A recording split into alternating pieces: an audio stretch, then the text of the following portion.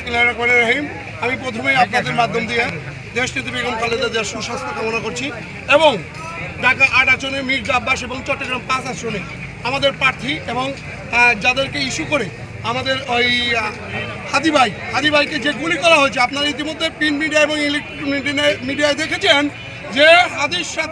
হাদি ভাইকে যে গুলি করেছেন, যে সাদিক কায়েম বিপি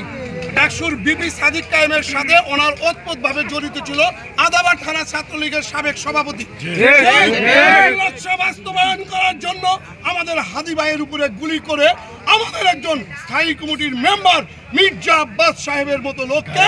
ঘায়েল করার জন্য এবং দলকে বিতর্কিত এবং নির্বাচনকে পিছানোর একটা ষড়যন্ত্র লিপ্ত আছে। এই ষড়যন্ত্রের কঠোর নিন্দা এবং প্রতিবাদ জানাচ্ছি এবং এই হত্যার, এই গুলি এবং সন্ত্রাসীর আমরা তীব্র নিন্দা ও প্রতিবাদ জানাচ্ছি এবং এনায়েতপুর থানা বিএনপি সহ সকল অঙ্গ সংগঠন, ছাত্রদল, যুবদল, স্বেচ্ছাসেবক দল, শ্রমিক দল সহ বিএনপি সহ আমরা এর তীব্র নিন্দা জ্ঞাপন করছি।